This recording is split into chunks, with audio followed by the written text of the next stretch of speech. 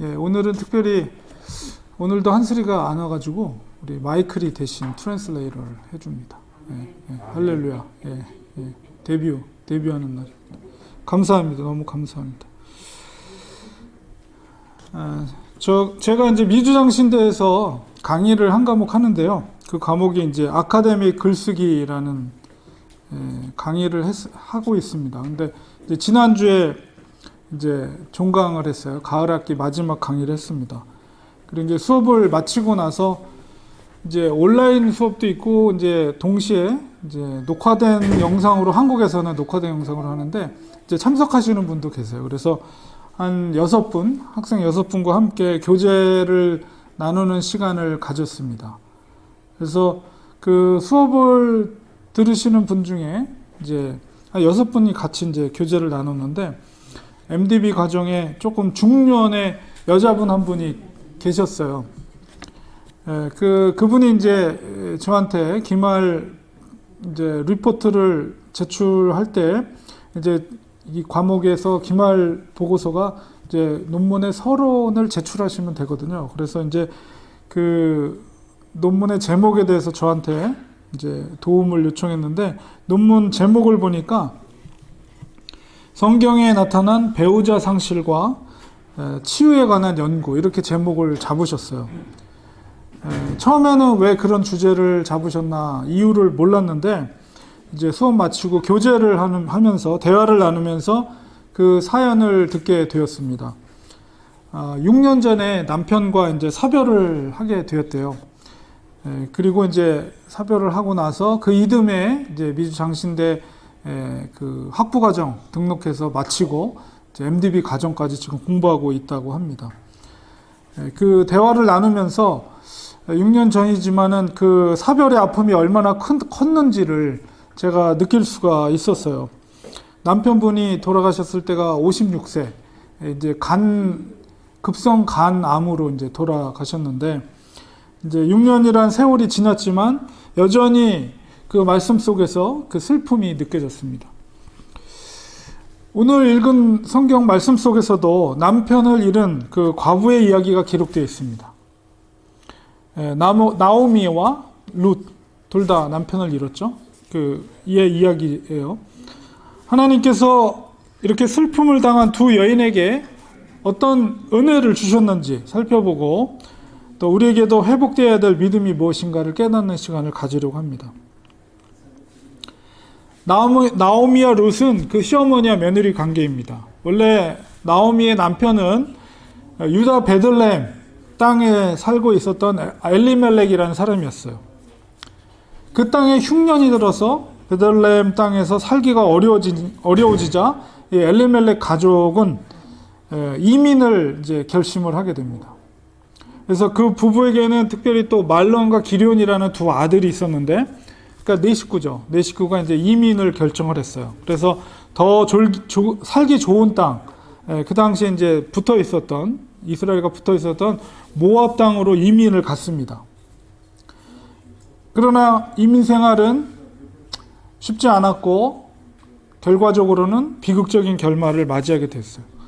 이 나오미는 남편을 잃고 또 사별을 하게 되고 특별히 두 아들도 이방 여인 모압 여인들과 결혼해서 살았지만 두 아들도 특별하게 성경은 언급하고 있지 않지만 어쨌든 두 아들도 죽고 말았어요. 집안의 모든 남자들이 다 죽어버리자 나오미에겐 뭐 소망이 없죠. 이민을 가서 남편을 잃고 자식을 잃어버렸습니다. 이 여인에게 무슨 소망이 있겠습니까? 이렇게 소망이 없는 중에 슬픔이 변하여 기쁨이 되는 반전의 드라마가 이루어지게 됩니다. 오늘 본문 속에 그 내용인데 이 반전이 이루어지는 중요한 아주 이야기의 포인트, 지점이 있어요. 한 3가지를 제가 그 포인트를 어떤 지점인지를 말씀을 드리면서 은혜를 나누고려 합니다.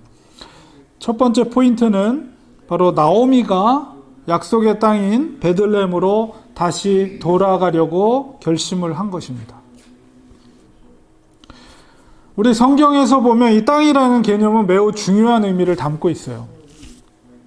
여러분, 가나안 땅을 차지하기 위해서 여호수아가 얼마나 정말 심혈을 기울여서 전쟁을 벌였습니까? 10여 년 넘게 전쟁을 벌여서. 여호수아 시대는 바로 이 나오미 이 시대 룻기의 한 300여 년 전 이야기예요.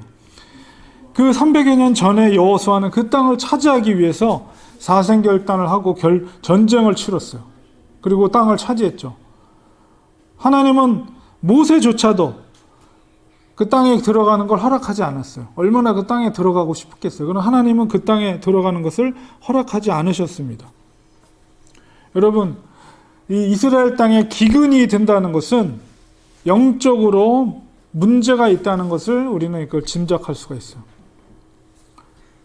이 사사시대가 얼마나 암울한 시대였습니까?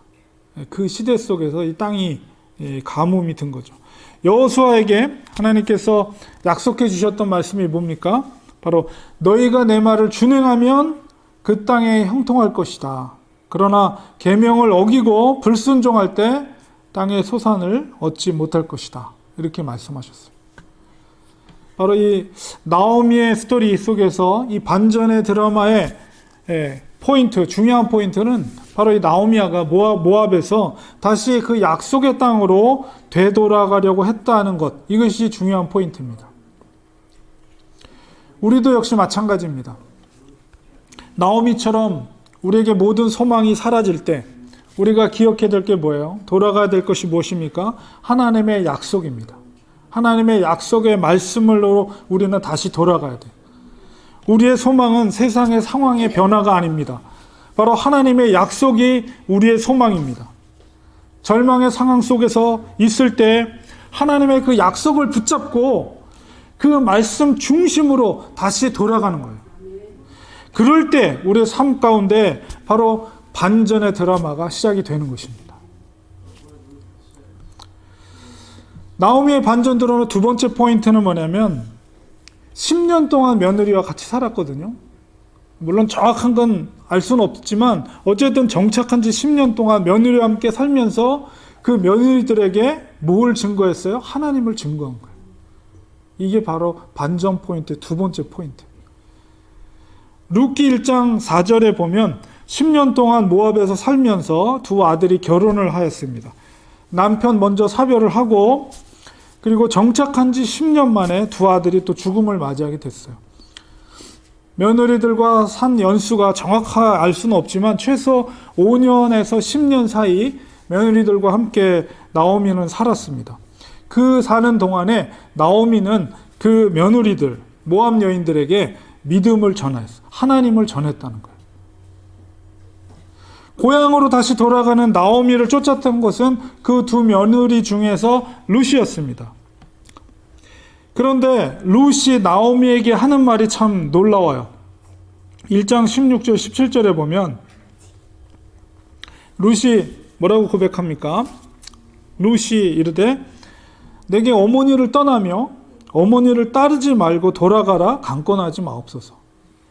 어머니께서 가시는 곳에 나도 가고 어머니께서 머무는 곳에 나도 머물겠나이다. 어머니의 백성이 나의 백성이 되고 어머니 하나님이 나의 하나님이 되시리니 어머니께서 죽으시는 곳에서 나도 죽어 거기 묻힐 것이라. 만일 내가 죽는 일 외에 어머니를 떠나면 여호와께서 내게 벌을 내리시고 더 내리시기를 원하나이다. 너 집으로 가 이제. 너 남편도 없고 뭐 볼 게 있어서 이방 땅인 베들레헴으로 쫓아올래. 너네들 집으로 가라. 이렇게 이제 나오미가 얘기했을 때 이 룻의 고백이에요. 이 모압 여인이었던 룻은 더 이상 이방 여인이 아니라 바로 하나님의 백성이 된 것입니다. 그 룻의 고백 속에서 나오미와의 어떤 어머니였는가, 시어머니였는가를 우리 짐작할 수가 있죠. 나오미는 이방 며느리들을 정말 사랑으로 대주었을 것입니다. 이 룻의 고백 속에 그게 느껴지죠. 룻이 얼마나 시어머니를 사랑하는 마음을 갖고 있어요. 그리고 그들에게 이스라엘의 하나님을 알게 한 것은 나오미가 바로 며느리들에게 한 일 중에서 가장 귀한 일이었습니다. 나오미의 슬픔이 기쁨과 감사가 되는 중요한 계기가 바로 하나님을 모르는 며느리에게 믿음을 심어준 것입니다. 나오미가 룻과 함께 고향으로 돌아가게 된 것은 바로 나오미의 믿음의 열매예요. 믿음의 열매. 오늘 읽은 본문의 4장 14절 15절 우리가 읽었죠. 그 말씀은 바로 베들레헴에 있는 여인들이 나오미를 칭송하며 나오미의 또 며느리인 룻을 칭송하면서 이야기한 찬미한 찬가입니다. 그래서 15절에 보면 이는 내 생명의 회복자이며 내 노년의 봉양자라 곧 너를 사랑하며 7 아들보다 귀한 내 며느리가 낳은 자로다. 이거는 이제 제가 조금 이따 설명을 드리겠지만 어쨌든 이 룻으로 인해서 반전의 드라마가 이루어지게 됐고 룻은 바로 나오미의 믿음의 열매였다는 거예요. 우리의 삶 가운데도 절망을 소망으로 기쁨으로 변화시킬 수 있는 것은 바로 이렇게 믿음의 씨를 뿌리는 것입니다. 우리가 살아가면서 나름대로 우리가 목적을 가지고 살죠. 뭐 자녀를 위한 기대나 목적, 혹은 우리가 경제적인 행위를 통해서 돈을 많이 벌면 어떤 재정적인 것으로 인한 기대와 목적. 그러나 우리는 무엇보다도 믿음의 목적을 이루었는지, 나의 삶이 믿음의 씨앗을 뿌렸는지, 그리고 그 열매를 거두고 있는지를 살펴봐야 됩니다. 믿음의 기대를 우리는 우선적으로 해야 돼요. 삶의 우선순위에 있어서 바로 그것이 맨 앞자리에 있어야 돼요. 맨 선상에, 최선상에.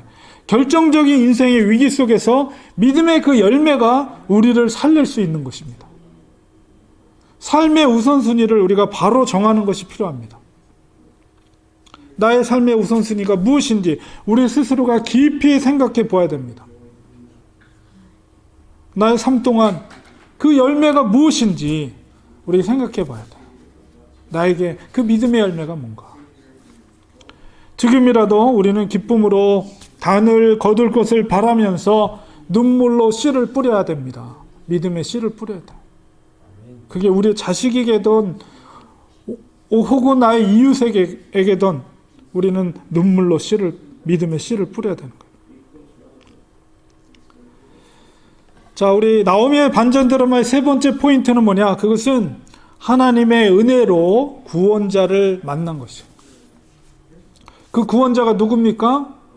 보아스예요, 보아스. 성경에는 그를 기업을 물을 자다 이렇게 기록하고 있습니다. 구약 시대에는, 이 시대에는 이제 우리랑은 좀 다른 문화인데 계대제도라는 게 있었어요. 계대라는 것.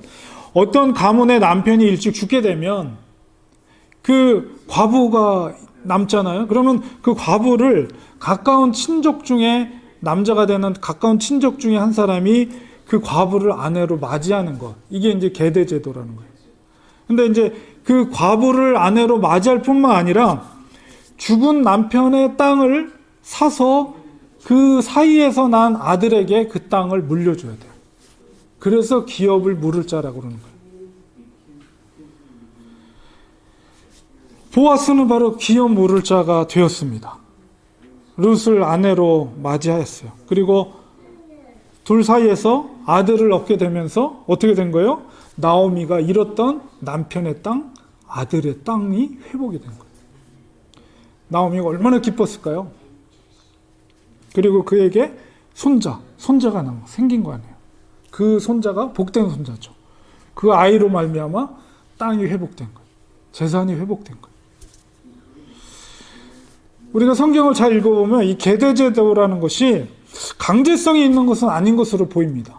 왜냐하면 그걸 거부하면 물론 도덕적으로, 윤리적으로는 비난을 받겠죠. 그런데 본인이 그것을 나는 그 기업을 물르지 않겠다라고 하면 강제적으로 결혼을 할 수는 없는 것 같아요. 성경을 보면. 룻기에서도 보면 보아스보다도 더 가까운 친족이 있었어요.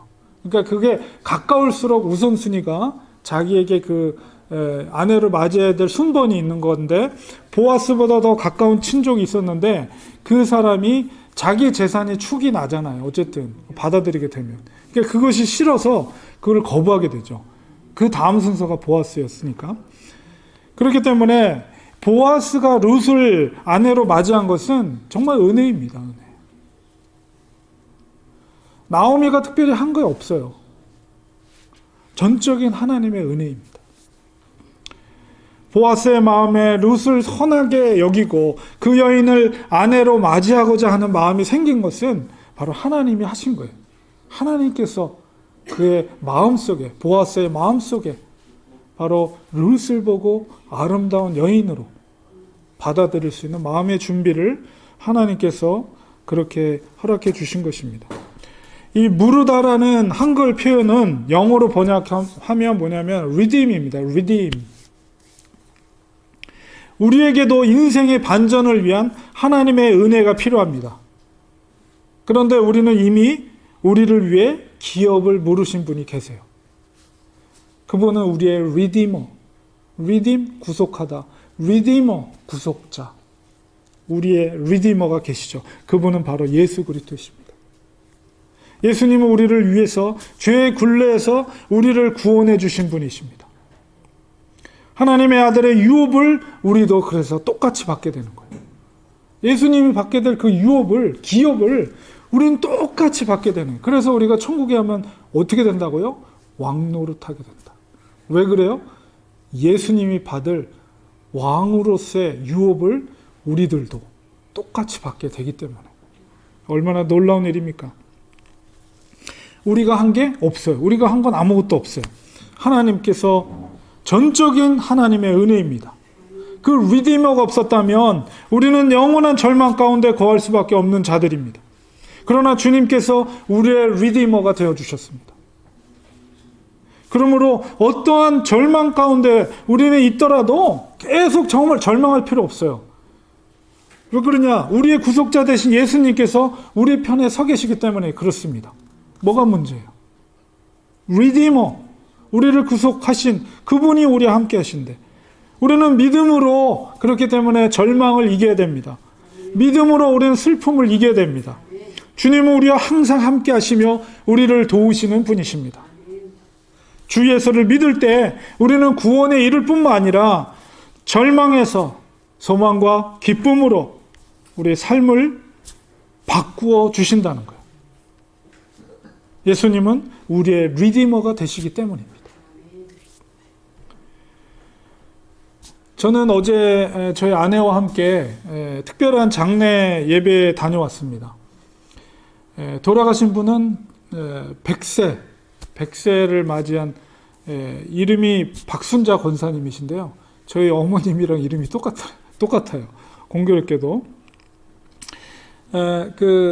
그분이 누구시냐면 저희 설립 예배 때도 오셨었고요. 우리 야예배 공원에서 했을 때도 오셨던 그 신동국 장로님이란 분 아마 기억나실지 모르겠어요. 그분의 어머니이십니다. 그 장로님은 서울대 수의과를 나오시고 여기서 이제 동물병원을 하시면서 뭐 돈을 많이 버셨어요. 근데 또 그 아들은 패트릭이라고 제가 조금만 대학생 때부터 봤는데 지금은 목사님이 되셨고요. 그 딸은 이제 변호사가 됐습니다.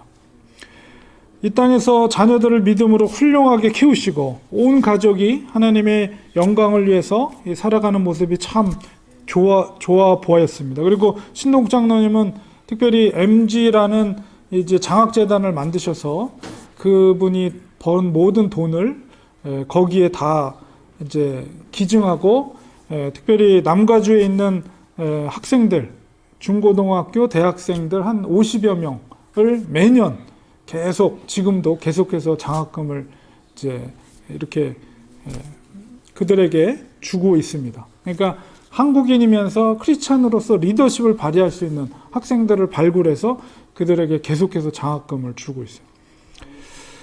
너무 온 가족이 하나님의 영광을 위해서 이렇게 정말 힘쓰는 모습, 그리고 또 사모님이 아니라 목사님이에요. 또 여자 그 부인이 목사님이에요. 그분은 이제 저랑 윌리엄 캐리에서 임 교수님 밑에서 같이 공부하신 분인데, 그 권사님은 70세까지 한글을 모르셨대요. 학교를 안 다니셔가지고. 그럼에도 불구하고 자녀들을 그렇게 훌륭하게 키우셨습니다. 여러분, 우리도 언젠가는 장례 예배 주인공이 될 겁니다. 예. 그 많은 사람들이 과연 나를 어떻게 기억할까? 우리는 정말 가치 있는 인생이란 무엇일까라고 했을 때 소망으로, 눈물로 믿음의 씨를 뿌리는 것입니다. 배우지 못하면 좀 어떻습니까? 부족하면 어떻습니까? 눈물로 기도하고 눈물로 믿음의 씨앗을 뿌릴 때 그 후손들이 잘 되는 거예요. 하나님의 영광을 위해서 쓰임 받는 것입니다. 우리의 삶은 결코 길지 않습니다. 무엇을 남길 것인지 항상 우리는 믿음 안에서 생각하면서 살아야 합니다. 그리고 늦기 전에 그 일들을 해야 돼요. 주님 뵐 날 멀지 않았습니다. 눈물로 우리는 기도하시기 바랍니다. 아무리 힘들어도 믿음으로 소망을 가지시기 바랍니다.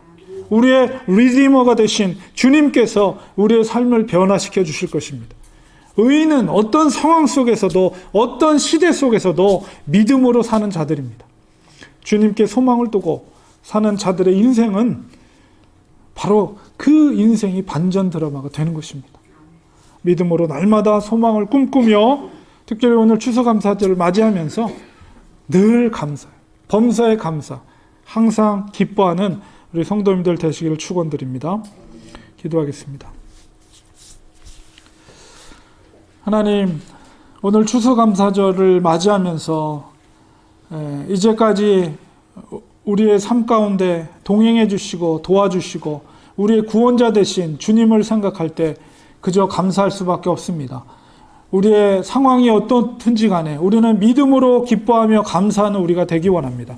그리고 또한 눈물의 실, 믿음의 씨를 뿌리는 우리가 되기 원합니다. 아무리 힘들고 어려워도 우리의 리디머가 되시는 주님께서 우리와 동행해 주시고 우리를 도와주신다는 확신과 믿음을 가지면서 눈물로 씨를 뿌리는 우리 성도님들 되게 하여 주셔서 우리의 삶이 정말 나오미의 인생처럼 반전의 드라마가 되게 하시고 하나님의 영광의 드라마가 될 수 있도록 축복하여 주시옵소서. 예수님의 이름으로 기도드리옵나이다.